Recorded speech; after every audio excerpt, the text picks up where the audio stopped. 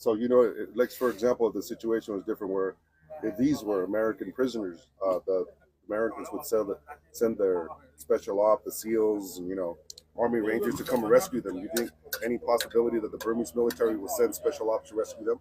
Mm-mm. They don't rescue their people. The moment people they surrender to us, they consider them enemies and they want to kill them. You're trying to hold on to humanity as much as possible. It looks like you know. I'm uh, I'm a Christian and I know the law, and I graduated in the States.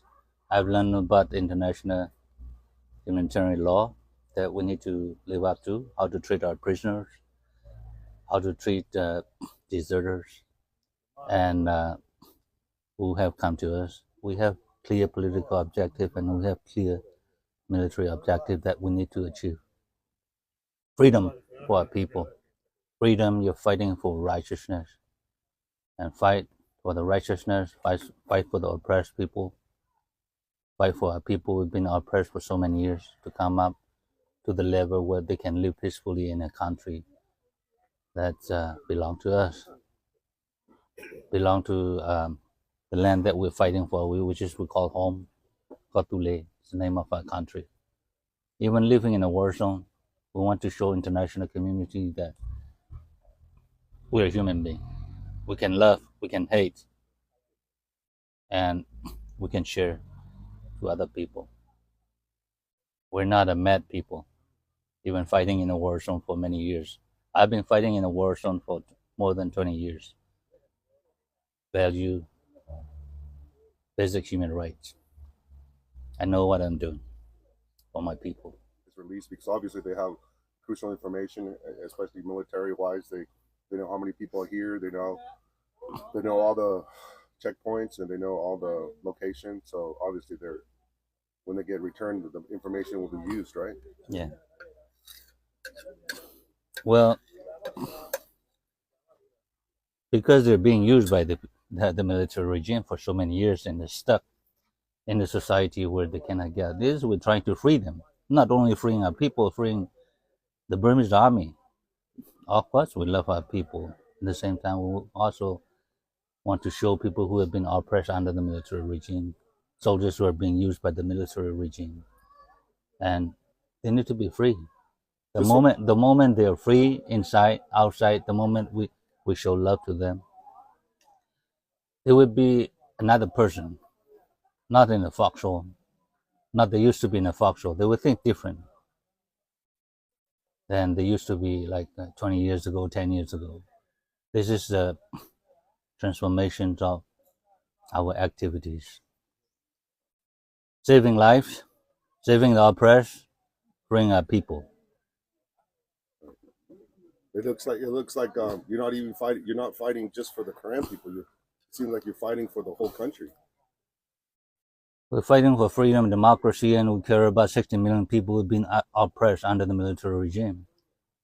And they've been waiting for so long for other people to come and help them. Nobody. I told them, do your best today and don't worry about tomorrow. Your future is in your hands. Don't expect too much for other people. That's what I have been telling them. Freedom is not free. You have to work hard for it. We have to face many challenges.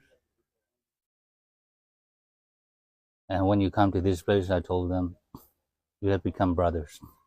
You have to watch one another, taking care of one another. You watch my back and I watch your back and try to raise one another up to the level where we call them we can have basic human rights to live as a human being. Because I want to live as a human being, I want to treat other people to have basic human rights. What my father had been saying when he was alive, he said, when you try to establish and work for the righteousness, make sure you do the right thing. Don't do like other people. Do the same thing like the evil people are doing that you're not different from them. That kind of teaching has been stuck in my mind. That's why. And also I believe in God. God is with me. God give me courage to speak this what I'm talking, what I'm speaking out. I'm not somebody that like to fight, like to kill. I have humanity in my mind. I'm happy to live a few years in the States to learn about basic human rights and freedom. I will fly high in the sky and admire freedom. Yeah, I notice your soldiers, they don't address these people as prisoners. They don't say anything rude or disrespectful, even though these soldiers, their fellow comrades, are torturing and murdering their families and friends. Our soldiers are not afraid. The problem is we have brave soldiers here. They're not afraid. They fight with dignity. They don't fight people when they have no arms. They fight with their bravery. They fight because they have a political goal and military goal. Because if people are afraid, they won't let the enemies to come up and share the same thing. They will put them, detain them, and then maybe they kill them. But we're not afraid. We are freedom fighters. We only fight people who have arms against us. We challenge them spiritually and we challenge them in a battlefield. We show them about love, show them about humanity, we show them about how to treat human beings. It's quite a big challenge. Yeah. You know, most people when they're coward, when they capture the enemies, they want to kill them right away. We don't afraid of them. So we show them. This is why we challenge them. You can kill the whole people in Burma, but you can never gain their freedom. You can never take away their freedom. We need to get the heart of the people. When the crowd, even some developed country who have good training, they say abuse human rights when they capture the enemies. They don't keep the law. We keep the law of international humanitarian law. I want to show to the world. So when you say developed nation, so you're saying that you want your soldiers to uphold human rights, the Geneva Convention, like the developed nations like the United States, Israel, Russia, China. But I'm not being sarcastic or cynical, but you're saying that at that level. Actually, we want to come up to keep the international humanitarian law. How come you say a lot of people don't want to touch the subject right now with the prisoners? Nobody wants to take them. And also the response is always, this is internal conflict. We don't want to get involved. It's a big issue. It's a big issue and very costly to keep it, prisoners in your camp. First, security issue, and also food. You have to buy food and supplies. The logistics. Yeah, logistic issue. And I know you have medic here. But they have to eat every day. It's costly. Yeah. In order to be healthy, you have to keep them active. They said, I talked to them, majority of them, they said they really like to do gardening and they like to build. A lot of them are carpenters. Yeah. Because the Mayon line and the military dictatorship have been brainwashed their minds for so many years. And I'm here to change the situation. I'm here to defy them. Human being and human being. Doesn't matter how many years you have been brainwashed them. I can transform them to be a better person. To be a better person for the community, to be a better person for the next generation. 我哋都啊，明啦吧？知道 America လာ吧嘞？你讲啦，讲啦。讲嘛嘞？啊，你哪咩？哪咩？美通。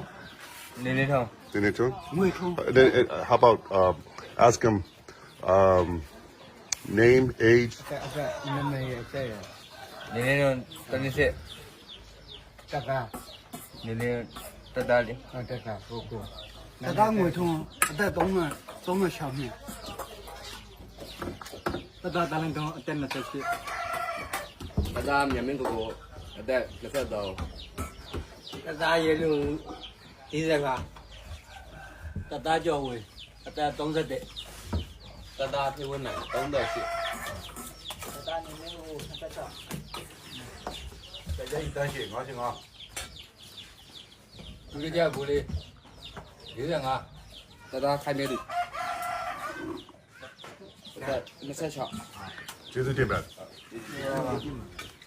Can you ask him how have they been treated? Where, but money, what they 对，我带了了。 tell pay ni how pama oni pama gyo.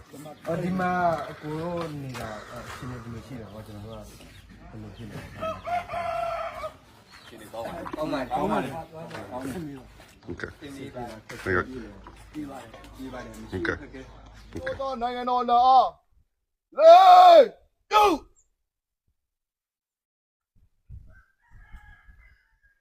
ဟေး